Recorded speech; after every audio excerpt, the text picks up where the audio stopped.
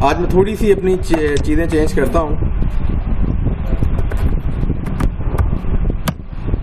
उसमें ये है कि जी हम इससे पहले तो जो प्रोजेक्ट लिया करते थे वो प्रोजेक्ट होता था जी एम्प्टी प्रोजेक्ट, लेकिन अब मैं एम्प्टी प्रोजेक्ट नहीं लेता, अब मैं MVC को लेता हूँ। ठीक है, और यहाँ पे MVC के अंदर मैं ये चेंज ऑथेंटिकेशन करके ना इसको थोड़ा सा चेंज कर लेता हूँ। मैं यहाँ पे कर लेता हूँ नो ऑथेंटिकेशन, मीन्स कि मैं एक ऐसी एप्लीकेशन बना रहा हूँ जिसमें भी मुझे ऑथेंटिकेशन की ज़रूरत नहीं है जी।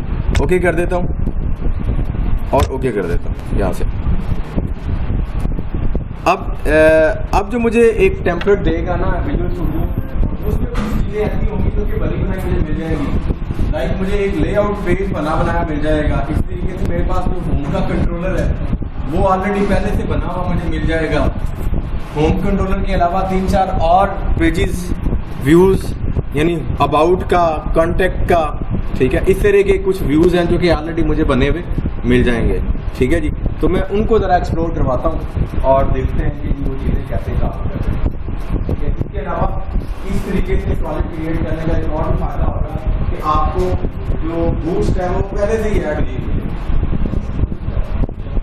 लास्ट टाइम तो मैंने ये किया था ना कि बूटस्ट्रैप ऐड करने के लिए आप मतलब वो USB अटैच करें या इंटरनेट के साथ कनेक्ट करें और फिर आप न्यू गट पे जाके लिखें, लेकिन जो है ना आपको पहले से ही कुछ चीज़ें मिलेंगी जी। ठीक है जी, ये नज़र आ रहा है जी, मैं आपको थोड़ा सा जूम इन कर देता हूँ जी। ठीक है जी, ये देखें कंटेंट, तो कंटेंट में bootstrap.css, bootstrap.min और site.css के नाम से एक फ़ाइल ऑलरेडी आपके पास बनी हुई है। ठीक है जी, इसके अलावा स्टूडेंट्स आप कंट्रोलर्स को देखें तो यहाँ पे होम controller.cs के नाम से फ़ाइल ऑलरेडी क्या है जी पड़ी हुई है।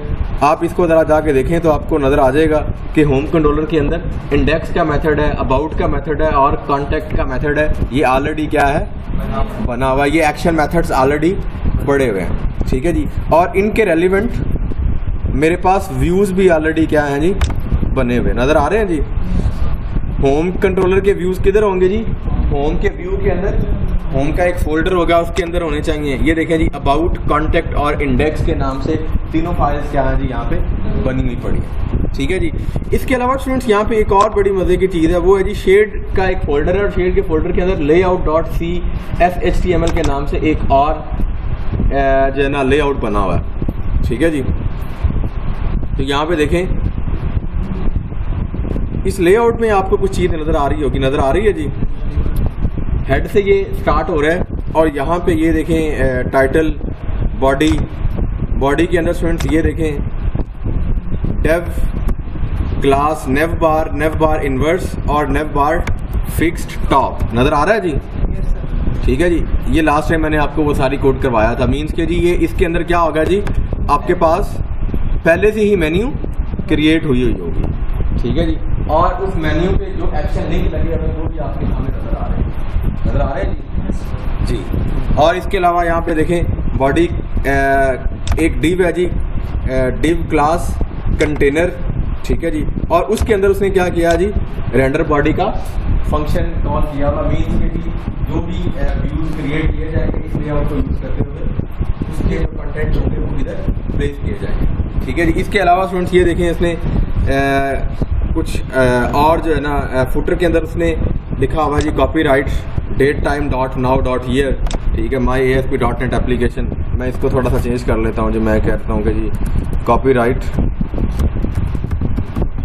University of Sargodha Lahore campus. इसके अलावा स्टूडेंट्स आपको कुछ और चीज़ें ऐसी भी नज़र आ रही होंगी, शायद ये इससे शायद आप फेमिलियर नहीं होंगे। नज़र आ रहा है जी, styles.render और scripts.render। ठीक है जी, बेसिकली जिस तरीके से लास्ट टाइम हम लोगों ने वो CSS फाइल्स ऐड की थी उस तरह से भी ऐड की जा सकती हैं और इस तरह से भी ऐड की जाती है। लेकिन इस तरह से ऐड करने से एक फ़ायदा है, फ़ायदा ये है कि जी हमें बताना नहीं पड़ता, हर फाइल के बारे में बताना नहीं पड़ता कि कौन कौन सी फाइल यहाँ पे ऐड करो, बल्कि हम सिर्फ कहते हैं कि कंटेंट के फोल्डर में जाओ और वहाँ पे जितनी CSS फोल्डर है, जितनी CSS फाइल है, उन सबको ही रेंडर कर दो। तो क्या कहेगा जी, ये कंटेंट के अंदर bootstrap.css के नाम से फाइल है, site.css के नाम से फाइल है, उन सबको क्या कर देगा, रेंडर कर देगा, यानी सबको ही इसके अंदर ऐड कर देगा, लिंक कर देगा, दैट्स ऑल, और इसका कोई मकसद नहीं है। ठीक है जी। इसी तरीके से नीचे यहाँ पे लिखा हुआ है जी कि जी रेंडर बंडल्स डॉट ये मॉडर्नाइजर के नाम से कुछ है, ये फोल्डर ऑलरेडी बना हुआ है, इसके अंदर स्टूडेंट्स कुछ स्क्रिप्ट्स पड़े हुए हैं, ठीक है, जो jQuery के स्क्रिप्ट्स हैं, और इनमें से कुछ और जो है ना इसके स्क्रिप्ट्स हैं, यानी बूटस्ट्रैप के साथ जो स्क्रिप्ट यूज़ होते हैं। ठीक है, you don't worry about that script, ठीक है, जस्ट उनको एज इट इज यूज़ कर लें, आपने उनके बारे में भी परेशान बिल्कुल नहीं होना। ठीक है जी, ओके, आपको समझ आ रही है ना चीज़ों की। मैं एक दफ़ा स्टूडेंट्स ये रन करके दिखा देता हूँ आपको ये एप्लीकेशन, ताकि चीज़ों की आपको क्लियर नज़र आ जाए कि किस तरह से ये चीज़ें एग्जीक्यूट हो रही हैं। अभी तक मैंने कोई सिंगल पीस ऑफ कोड नहीं किया, अभी तक जो MVC एप्लीकेशन लेके मैंने वो जो आई थी उसी में सिर्फ चीज़ें मैंने ऐड की हैं। जी, मेटा का टैग किस यूज़ होता है? वो यूज़ होता है कि आमतौर पे साइट के बारे में इंफॉर्मेशन स्टोर करने के लिए। ठीक है, सर्च इंजन जो होते हैं वो जब आपकी साइट को विजिट करते हैं गूगल वगैरह या सर्च इंजन वगैरह, तो मेटा टैग्स को पढ़ते हैं और उससे उन्हें पता चल जाता है कि ये साइट किसके बारे में है। तो आपकी जो SEO है, SEO के लिए बेहतर होता है टैग, अदरवाइज उसका डिजाइनिंग बता दूँगा। ऐसे क्वेश्चन आप मैम से पूछ सकते हो,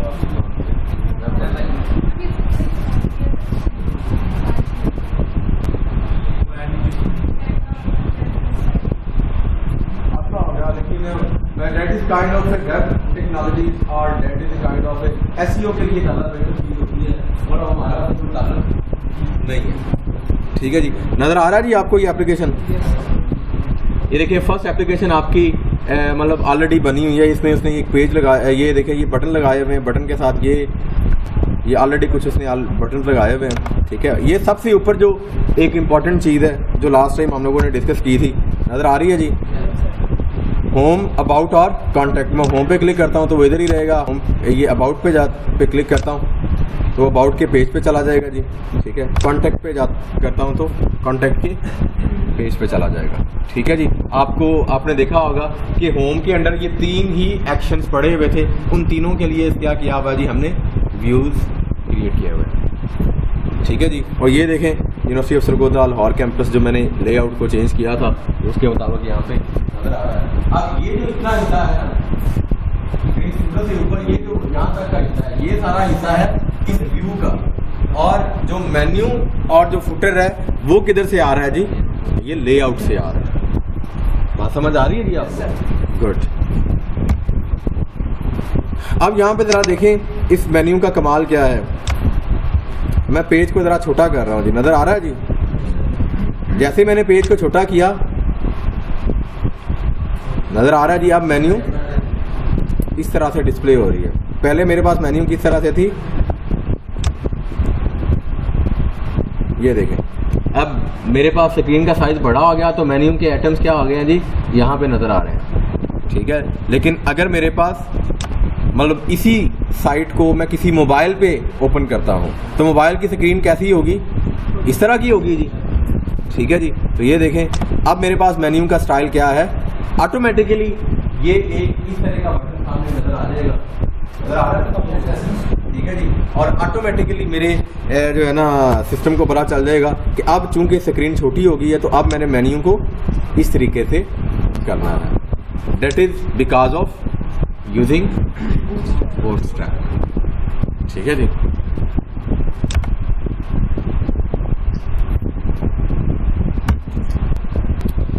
ओके।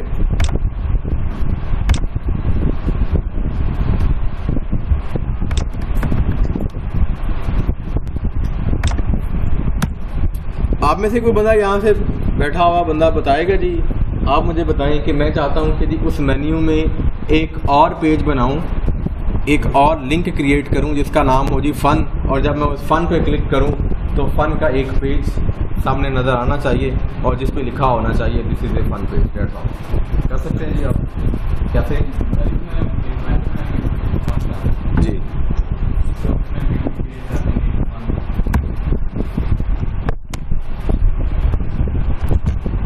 जी पब्लिक एक्शन रिजल्ट फन, ठीक है, रिटर्न व्यू, ठीक है जी।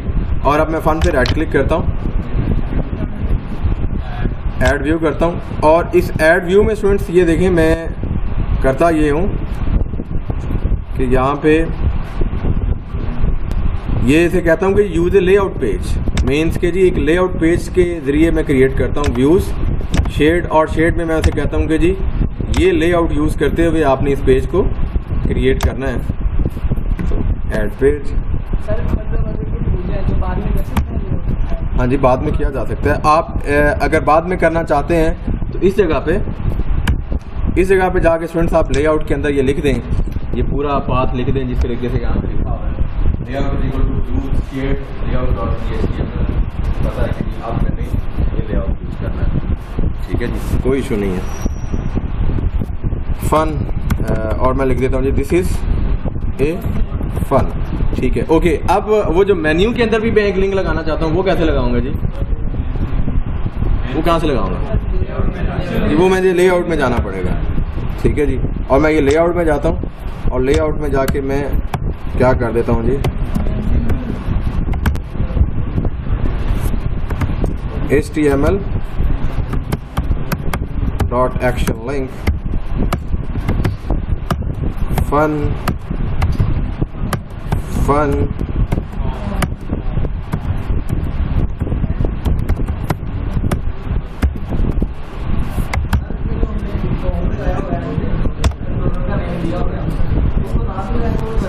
हाँ जी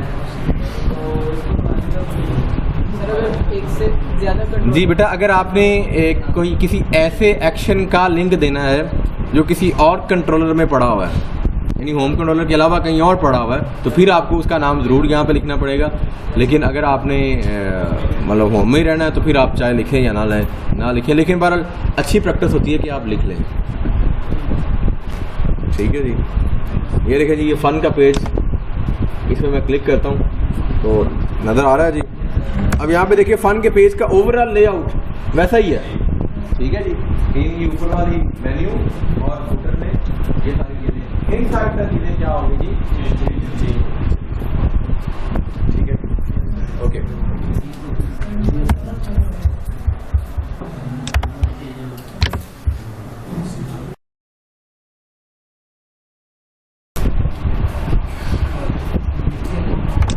स्टूडेंट्स मैं ये आपके इंडेक्स पेज पे जाता हूँ, इंडेक्स पेज पे गो टू द व्यू, यहाँ पे आपको कुछ थोड़ी सी मिलती जुलती चीज़ नज़र आएगी जो मैंने थोड़ी देर पहले आपको बोर्ड पे करवाई है, नज़र आ रहा है जी। ये मेरे पास है जी डिव क्लास रो, बेटा इसको साफ कर देना, नज़र आ रहा है जी डिव क्लास रो, और उसके बाद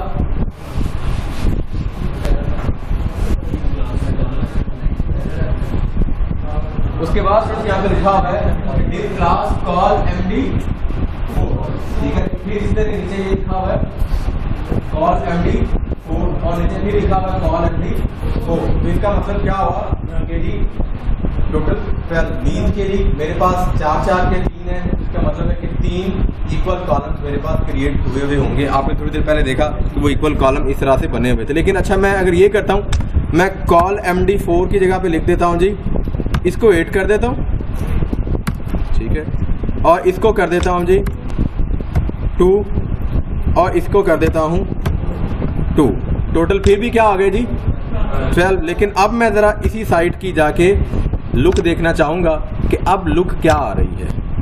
पहले आपने लुक देखी थी 3 कॉलम्स वाली, अब ज़रा देखते हैं कि लुक क्या आ रही है। मैं थोड़ी देर तक बताता हूँ बेटा।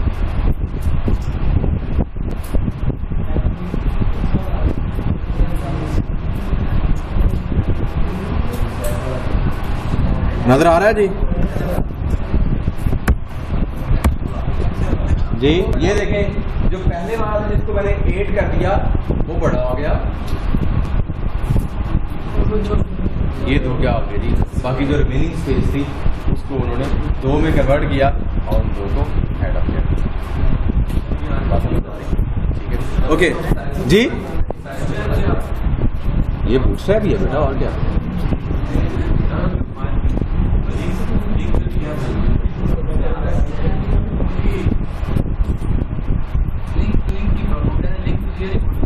नहीं दिया हुआ, बात बताया तो था स्क्रिप्ट डॉट रेंडर के नाम से, और नहीं सॉरी स्टाइल डॉट रेंडर के नाम से जो फंक्शन है वो वही काम कर रहा है।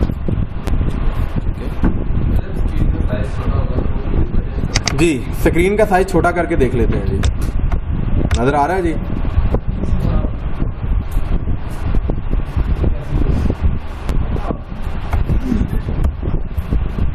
ठीक है, मतलब आप समझ लेंगे जी that is kind of a mobile screen. तो उस पर भी इक्वली वो मतलब रिस्पॉन्सिवनेस आपको दे रहा है, सारी चीज़ें आपको दे रहा है। ठीक है जी।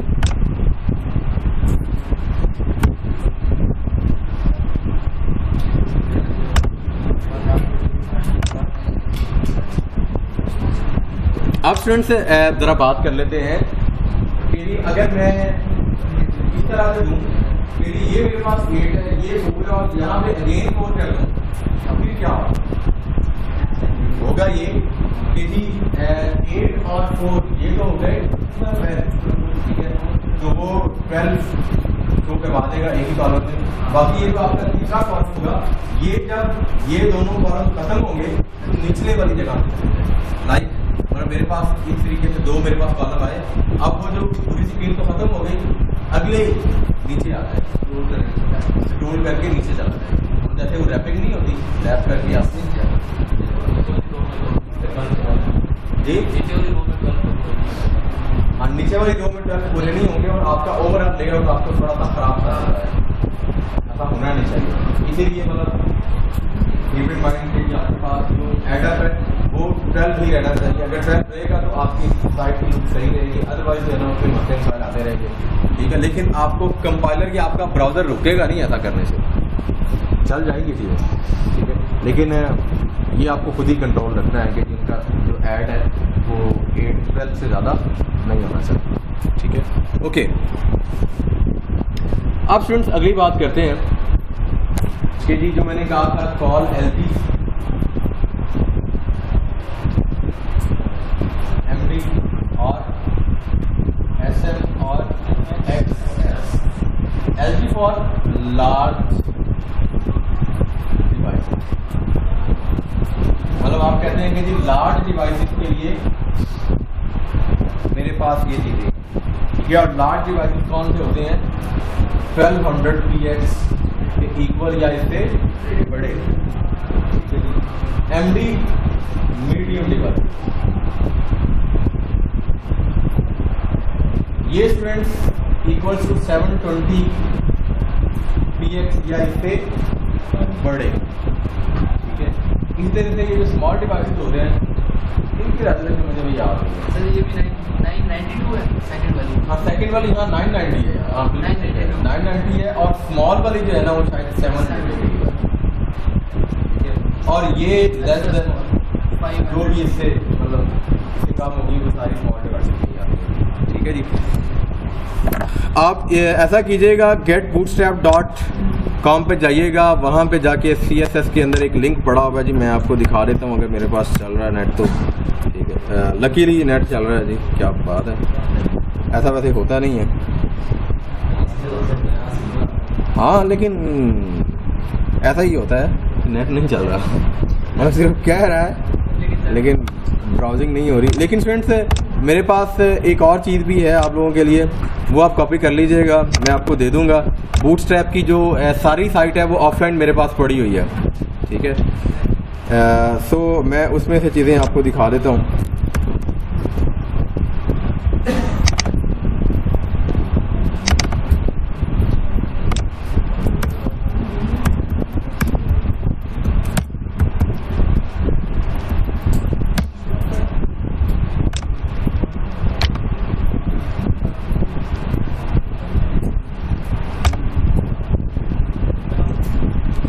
यही है वो साइट। ठीक है जी, इसके आप CSS वाले इस लिंक पे जाएं, ठीक है। मेरे पास ये सारी चीज़ें वो ऑफलाइन में पड़ी हुई हैं, ठीक है। तो आप ये मुझसे ले सकते हैं अगर जिन लोगों के पास इंटरनेट नहीं है तो, ठीक है जी। ये लें जी आप इसमें, ये मैं इसका ग्रिड सिस्टम पे जाता हूँ। ये लेआउट, ये आपको नज़र तो आ नहीं रहा, नज़र आ रहा है जी। ये लेआउट का ये जो ग्रिड सिस्टम है, इस पे चले जाएं। अब इसमें फ्रेंड्स आपको वो सारा उसने बताया हुआ है। ये है जी कि जी जो मेरे पास कॉल LG है वो है जी 1170px, कॉल MD नज़र आ रहा है जी। डेस्कटॉप 992px से बड़े, स्मॉल डिवाइसेस 786 से बड़े, ठीक है। और एक्स्ट्रा स्मॉल है जी 786 से छोटे, जो आपके मोबाइल डिवाइसेस होते हैं। बात समझ आ रही है जी? ओके जी। इतने गंदे MCQ नहीं मैं बनाऊंगा। आप मेरे MCQs का डेमो देख चुके हो। मैं कोई ऐसा MCQs नहीं बनाता जिसमें चीज़ें याद रखनी पड़े। यानी मैं कभी भी स्टूडेंट्स की मेमोरी नहीं चेक करता, मैं हमेशा अंडरस्टैंडिंग चेक करता हूँ कि उसको समझ कितनी है। मेमोरी थोड़ी चेक करूँगा। मेमोरी चेक की जाती है सेकेंडरी स्कूल्स में, प्राइमरी स्कूल्स में, क्योंकि उस वक्त बच्चों की मेमोरी अच्छी होती है। अब आप लोगों की मेमोरी अच्छी नहीं है, मुझे चीज़ें खुद नहीं याद रहती। मतलब जैसे देखेंगे फैक्ट्स मुझे नहीं याद है, लेकिन इसका मतलब ये हरगिज़ नहीं है कि I am not good in development, ठीक है। बहुत सारे लोग हैं जिन्हें सिंटेक्स एग्जैक्टली याद नहीं रहता। जब खासकर आप .NET पे काम कर रहे होते हैं तो आपको इंटेलिजेंस की लत पड़ चुकी होती है, यानी वो जो नीचे आता है ना इंटेलिजेंस, उसकी लत लग चुकी होती है और आपको 100% कोड का सिंटेक्स याद नहीं रहता, ठीक है। तो इसका मतलब ये हरगिज़ नहीं है कि जी मुझे कोडिंग नहीं आती या मुझे .NET लेवल मैं काम नहीं कर सकता। मेमोरी कभी भी नहीं चेक करनी चाहिए, अंडरस्टैंडिंग चेक करनी चाहिए, ठीक है जी।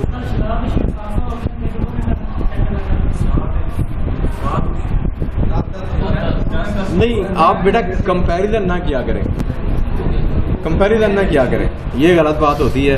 वो कहते हैं कि जी इंसान को अपने दोनों आँखों को तोलना नहीं चाहिए, ठीक है।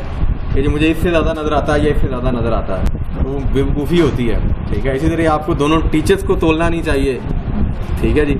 हर एक का अपना स्टाइल होता है, हर एक का अपना जो है ना तरीक़ाकार होता है, हर सब्जेक्ट की एक अपनी डिमांड होती है, ठीक है। तो अगर वो करते हैं तो उनकी नज़र में वो ठीक होगा, ठीक है जी। तो स्टूडेंट्स आप यहाँ से इसकी डॉक्यूमेंटेशन देख लें। इसमें ये देखें उसने कुछ और चीज़ें भी आपको दिखाई हुई हैं कोड में, नज़र आ रहा है जी? क्या बात है। अब नज़र आ रहा है जी? थोड़ा सा नज़र आ रहा है अब जी। मतलब एक मेरे पास क्लास है रो, ठीक है, उसके अंदर मैंने अपने कॉलम्स क्रिएट किए और सबको 1 दिया हुआ। इसका मतलब है कि कितने कॉलम्स क्रिएट होते हैं? 5 कॉलम क्रिएट होते हैं, ठीक है। अगर मैं 2-2 दे दूँ तो 6 कॉलम क्रिएट होंगे, अगर 3-3 दे दूँ तो 4, अगर 5-5 दे दूँ तो मेरा लेआउट ख़राब हो जाएगा।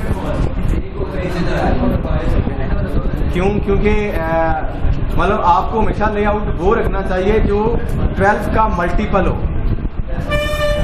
12 का मल्टीपल हो, ठीक है जी।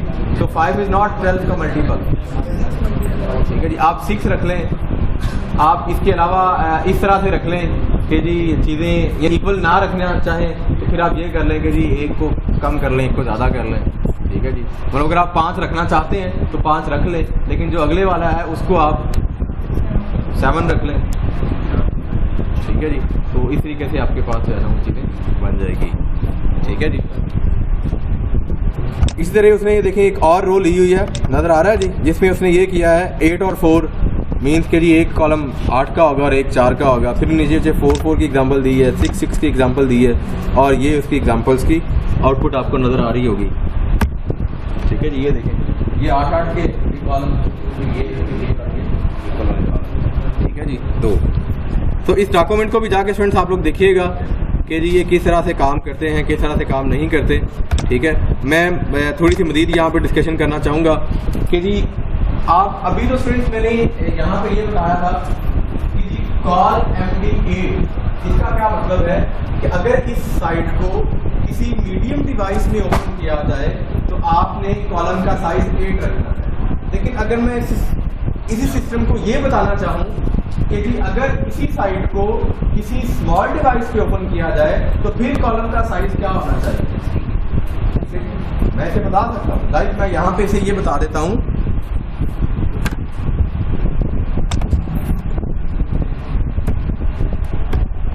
मैं इसको बड़ा कर देता हूँ जी। मैं एक पहली क्लास मैंने दी है कॉल MD8 और फिर मैं लिखता हूँ जी कॉल XS 12। इसका क्या मतलब है? इसका मतलब है कि उसे ऑटोमेटिकली पता चल जाएगा कि अगर यही साइट किसी एक्स्ट्रा स्मॉल डिवाइस पे ओपन हो तो फिर इस कॉलम का साइज क्या होगा, पूरा 12 होगा। मीन्स के जी उसे स्क्रीन पे एक ही कॉलम नजर आएगा। बात समझ आ रही है?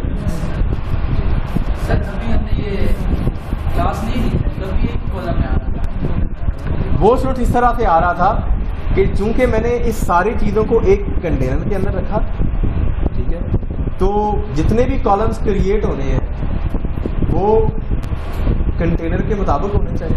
ठीक है जी, यानी उन्होंने रहना तो कंटेनर में ही है। अगर कंटेनर से उनका जो कंटेंट है वो कंटेनर से ज़्यादा हो रहा है तो वो ऑटोमेटिकली क्या होगी जी, रैपिंग होती चली जाएगी। तो वो रैपिंग का एक इफेक्ट है।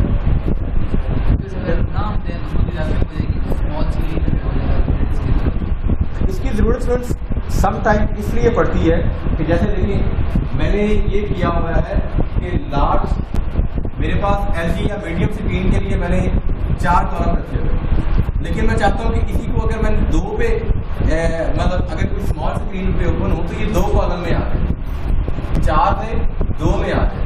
ठीक है, अब मुझे बताना पड़ेगा, नहीं बताएंगे तो वो फिर उसको सिंगल में कर देगा या अकॉर्डिंग टू विड्थ कर देगा।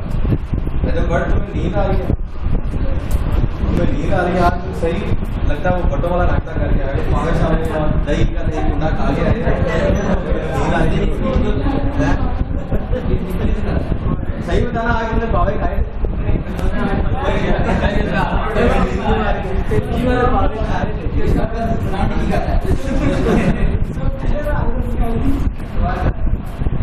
जी ठीक है जी।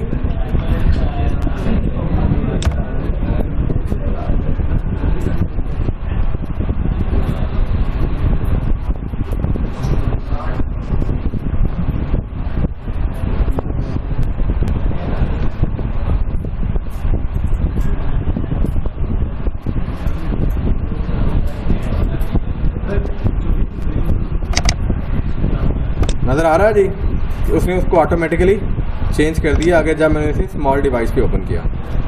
ठीक है जी, दैट्स ऑल। ओके, अब ब्रेक जी ब्रेक ले लें जी। मैं एक्टिव प्रेजेंटर को भी ब्रेक दे देता हूँ जी। स्टूडेंट्स यहाँ पे स्टूडेंट्स मैं एक क्लास ले लेता हूँ जी टीचर की। ठीक है, यही था जी। ओके, टीचर की क्लास में स्टूडेंट्स मैं यहाँ पे ऐड कर देता हूँ सबसे पहला ID,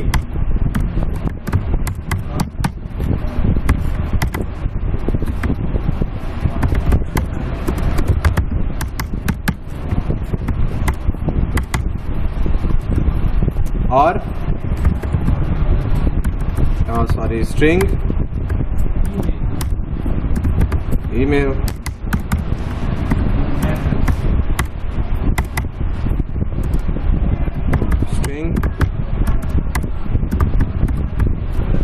एड्रेस। ठीक है जी।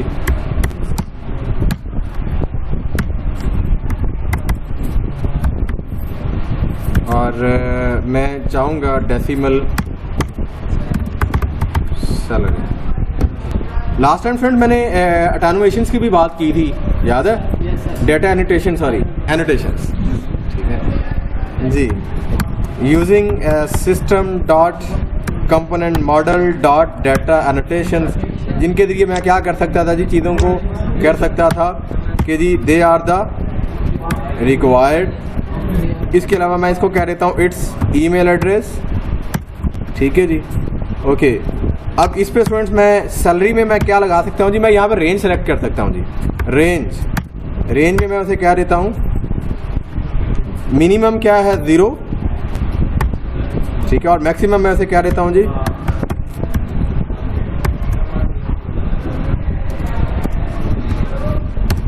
ठीक है जी।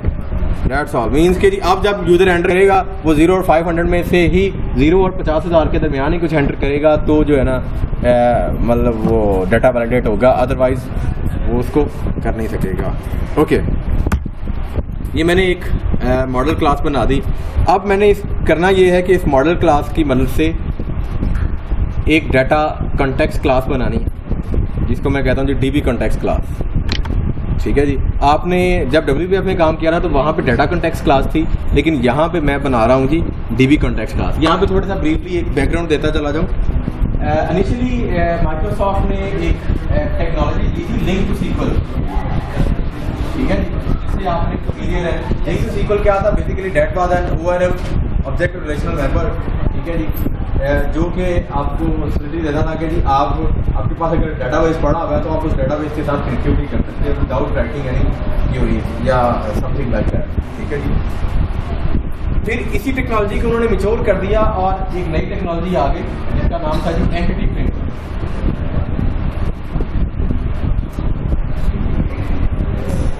एंटिटी फ्रेमवर्क, ठीक है जी। एंटिटी फ्रेमवर्क में स्टूडेंट्स ये लिंक टू सीक्वल से ज़्यादा मैच्योर टेक्नोलॉजी है। इसमें काफ़ी सारी अप्रोचेज यूज़ होती हैं। पहली अप्रोच होती है जी dB first approach.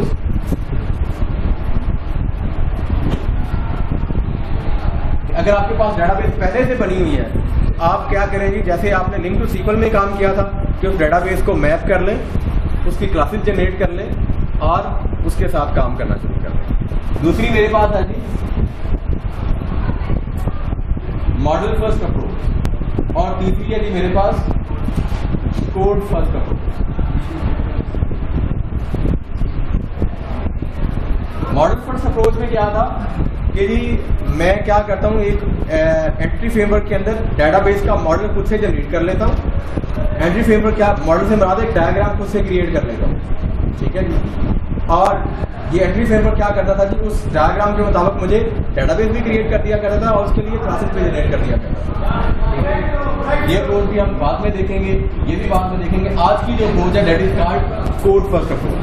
Code first approach में क्या है कि जी हम जो क्लासेस क्रिएट करनी है, जो मॉडल क्लासेस हैं, उनको मैं पहले से ही लिख दूँ। जैसे मैंने एक मॉडल क्लास क्रिएट कर दी, कौन सी, टीचर की, ठीक है। तो ये एक मॉडल क्लास है। अब मैं चाहता हूँ कि इस मॉडल क्लास के लिए डाटाबेस खुद ब खुद जनरेट हो जाए, ठीक है। बात समझ आती है। इस सोच में क्या होगा कि मैं पहले कोड करूँगा, अपनी मॉडल क्लासेस लिखूँगा और फिर उन मॉडल क्लासेस की मदद से मैं एंटिटी फ्रेमवर्क को कहूँगा कि इन मॉडल क्लासेस के लिए एक डाटाबेस भी क्रिएट कर दो, तो वो एक डाटाबेस हमें क्रिएट करके मिलेगा जी। कोई भी अप्रोच हम जो हमें बेहतर लगती है वो कर सकते हैं। डिपेंड, इस पे बहुत सारे आर्टिकल लोगों ने लिखे हैं, बड़ी डिबेट्स हैं, एक ओपन डिबेट है, ठीक है जी, कौन सी अप्रोच ज़्यादा बेहतर है, कौन सी कम बेहतर है, ठीक है जी, किस सिचुएशन में कौन सी लगानी चाहिए। ये एक एक्सपर्ट ओपिनियंस की, एक्सपर्टीज की बातें हैं जो अभी आपके साथ में शेयर नहीं करता। कैन यूज, अगर आपको वो वाली अच्छी लगती है, यू कैन यूज। और ये अप्रोच शायद आपको जो सीक्वल यानी सॉरी लिंक टू सीक्वल के ज़्यादा करीब नज़र आएगी, ठीक है। फिर आप उसको एज इट इज मैप करते हैं और चलो, ठीक है। लेकिन MVC को समझने के लिए ये अप्रोच बहुत अच्छी है, MVC की अंडरस्टैंडिंग के लिए। शायद मैं बाद में मैं भी यही अप्रोच यूज़ करूँ क्योंकि इसमें मुझे कोड करना नहीं पड़ता, चीज़ें रेडीमेड मिल जाती हैं, ठीक है जी।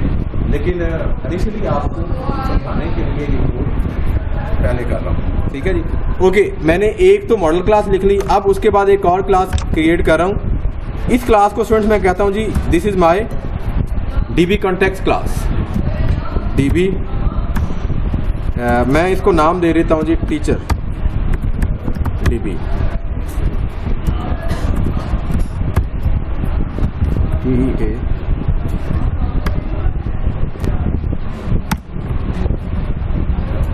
अब स्टूडेंट्स मेरे पास DB context क्लास होती है. DB context class should be always inherited from DB context class. ठीक है, जो कि DB context क्लास मुझे अभी यहाँ पे नज़र नहीं आ रही. इसको मैं करता हूँ जी सिस्टम डॉट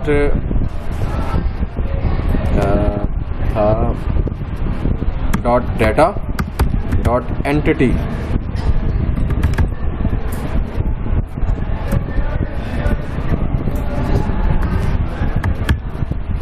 चलें जी, मेरा ख्याल है कि जी इसमें डेटा एंटिटी फ्रेमवर्क का रेफरेंस ऑलरेडी ऐड नहीं है.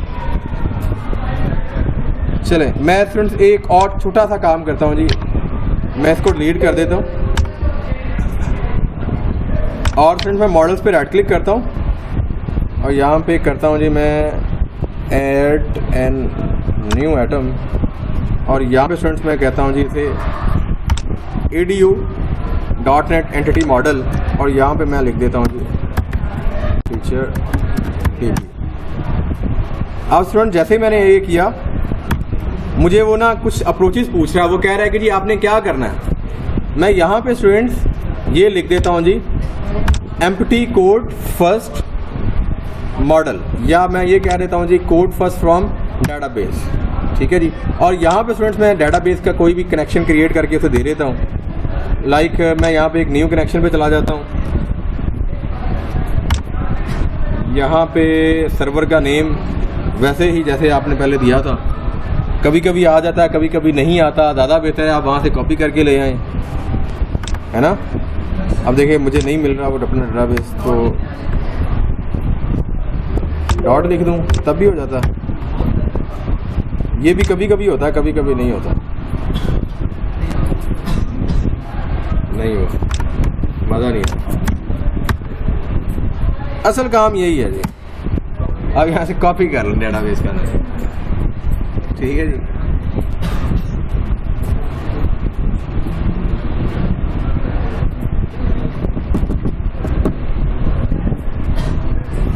ये लें जी डेटाबेस का नेम मैंने कर लिया कॉपी. ये आ गया. अब यहाँ से मैंने कोई एक डेटाबेस सेलेक्ट कर लेना है.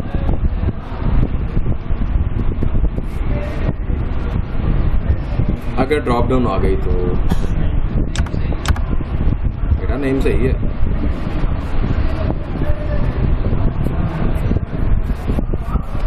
देखा जी. मैं स्टूडेंट्स यहाँ पे यूनिवर्सिटी या यूनी के नाम से कुछ ऐड कर देता हूँ. चलें ये यूनी वाले में ही ऐड कर देता हूँ जी. ठीक है, ओके. और उसके बाद फ्रेंड्स मैं कर देता हूँ जी नेक्स्ट. नेक्स्ट के बाद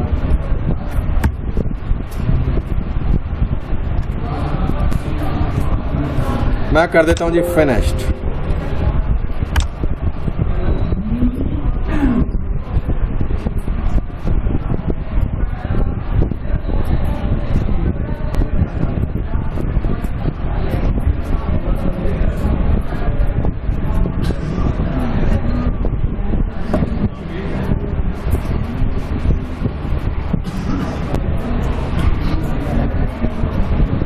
ओके जी. ये देखें जी teacher.db.css के नाम से एक फ़ाइल बन गई है. इस फाइल के अंदर स्टूडेंट जाके देखें तो ये वही क्लास है जी public partial class teacher DB context. ठीक है, और इसके अंदर जो है ना कुछ और चीज़ें लिखी हुई हैं लेकिन मैं उनको इग्नोर करता हूँ जी. आपने सिंपल ये करना है, यहाँ पे लिखना है पब्लिक DB set और यहाँ पे आपने लिखना है जी आप किस चीज़ को एक्सेस करना चाहते हैं. यहाँ पे मैं लिखता हूँ जी टीचर्स और यहाँ पे लिख देता हूँ जी टीचर्स. ठीक है, और इसके लिख देता हूँ जी गेट और सेट. ये जो DB सेट है students that is kind of a data access layer for the teacher table. ठीक है जी. अब स्टूडेंट्स आपने करना ये है,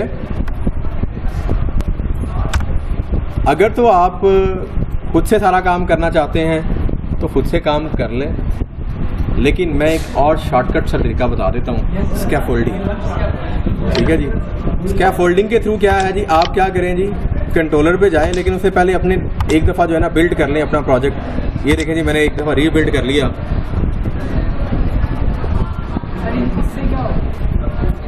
और ये ज़रूरी होता है, जो तरीका मैं बताने लगा ना उसके लिए ये ज़रूरी होता है कि आप एक दफ़ा बिल्ड कर लें प्रोजेक्ट, ताकि वो प्रोजेक्ट कंपाइल हो जाए। ठीक है जी, मैं इस पर राइट क्लिक करता हूँ, ऐड करता हूँ, ऐड कंट्रोलर पे जाता हूँ और यहाँ पे मैं उसे कहता हूँ कि जी MVC5 controllers with views using entity framework. मैं उसे कहता हूँ कि जी एंटिटी फ्रेमवर्क की वजह से मुझे ज़रा चीज़ें रेडीमेड कर दो। मॉडल क्लास में उसे कहता हूँ जी टीचर की मॉडल क्लास यूज़ करनी है और data context class DB teacher DB के नाम से यूज़ करनी है, ऐड कर दो। अब ये ऐसा जादू करेगा जिसमें मैं खुद हैरान हूँ। ठीक है, हर चीज़, यानी आपने जो इतना सारा काम किया था ना वो CRUD ऑपरेशन वाला, ऐड डिलीट एडिट से, यानी आपने ये देखें टीचर का कंट्रोलर बना दिया। अब टीचर के कंट्रोलर के अंदर देखिए उसने क्या क्या कर दिया। इंडेक्स पेज बनाया, डिटेल का पेज बना दिया, क्रिएट का पेज उसने ऑलरेडी बना दिया। ठीक है जी, एडिट का पेज बना दिया। ठीक है जी, डिलीट का पेज बना दिया। यानी पूरा वो जो CRUD ऑपरेशन नहीं होता, ऐड रीड और एडिट, वो सारा उसने कर दिया। डेटाबेस भी पीछे बना दी, हर चीज़ कर दी। अब बस आपने रन करना है और आपका प्रोजेक्ट चल रहा है। ऐसी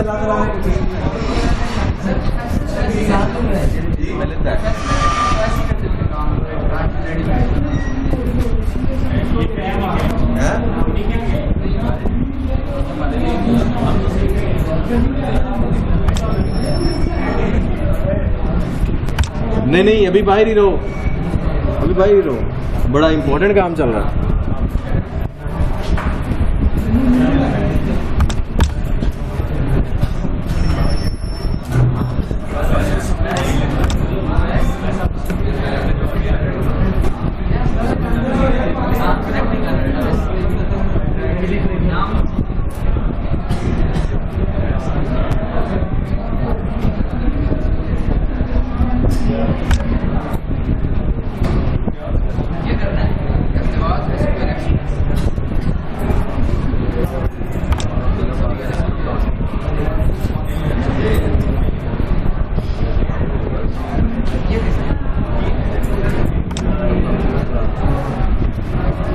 जी,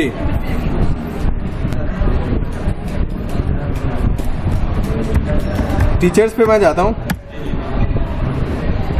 और देखता हूँ जी उसने क्या किया अभी तक।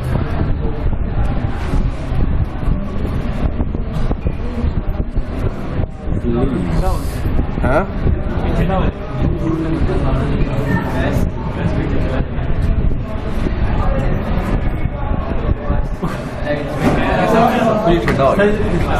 जी, अब ये देखें, क्रिएट न्यू करने के लिए आप क्रिएट न्यू पे जाएं। Yes sir. ठीक है, ये आ गया। नेम ऐड करें जी, इमरान। हाँ जी,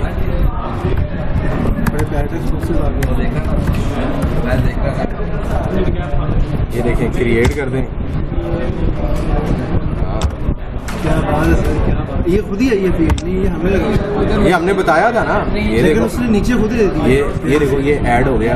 अब तुम जाके देख लो, किसी डेटाबेस में भी ऐड है, आप इसको एडिट कर सकते हो, डिलीट कर सकते हो, डिलीट कर सकते हो, जो भी करना चाहते हो आप कर दो। सही है, स्टॉप कर दें। ये सिर्फ वीडियो